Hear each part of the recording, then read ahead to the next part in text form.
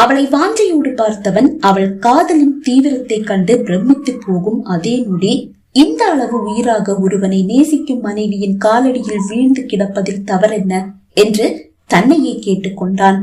என் ஆணவம் இந்த நொடி தவிடுபொடியாகிவிட்டது. பெண்ணுக்கும் அவள் பாசத்துக்கும் அடிபணியவே கூடாது என்ற எண்ணத்தை இன்று இந்த நொடி அடியோடு மாற்றிவிட்டாய் சந்தனா என்றது அவன் மனம். அவளை இமைக்காமல் பார்க்கும் போது மெல்ல விழிகளை திறந்த சந்தனா, இறைவா, என்னுடைய கணவரை குணமாக்குன்னு உன்கிட்ட வேண்டிதான் வெறும் பாதத்தோட மலை ஏறி உன்கிட்ட வந்திருக்க. இதுவும் போதாதுன்னா இன்னைக்கு ஃபுல்லா ஒரு சொட்டு தண்ணி கூட குடிக்காம உன் பாதத்திலேயே உட்கார்ந்து அவருக்காக வேண்டிக்கிறேன். அவரை குணமாக்கிடு இறைவா பிளீஸ்.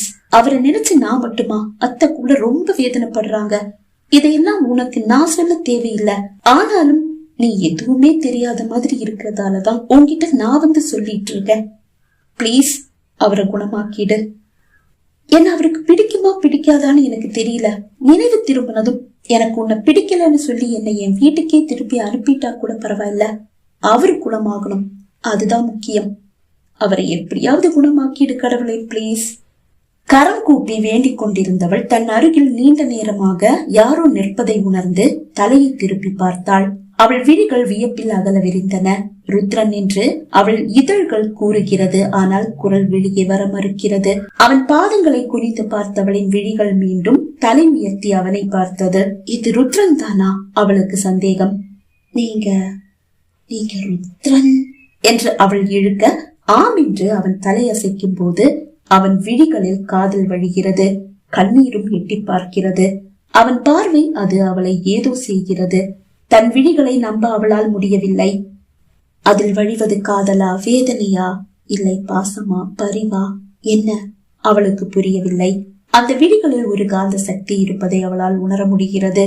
நீங்க எப்படி நடந்து? அவள் புரியாமல் கேட்க, அவள் கரத்தை பிடித்தவன், வா வீட்டுக்கு போலாம், எல்லாத்தையும் வீட்டுக்கு போய் சொல்றேன் என்றான். அவன் இழுப்புக்கு அவள் ஒரு அடி எடுத்து வைத்தாள். என்று அவளையும் அறியாமல் தன் வலியை வெளிப்படுத்தி விட்டாள். சட்டென்று குனிந்து அவள் பாதத்தை பார்த்தவன் தலை உயர்த்தி அவளை பார்த்தான். வலிக்குதா? இல்ல என்று அவள் கூறி முடிக்கும் முன் குனிந்து அவளை அப்படியே தூக்கி கொண்டவன் அவள் பாதத்தில் இருந்து கசியும் ரத்தத்தை கண்டான். அது அவள் பாதத்தில் இருந்தா கசிகிறது? இல்லை, அவன் இதயத்தில் இருந்து அல்லவா கசிகிறது.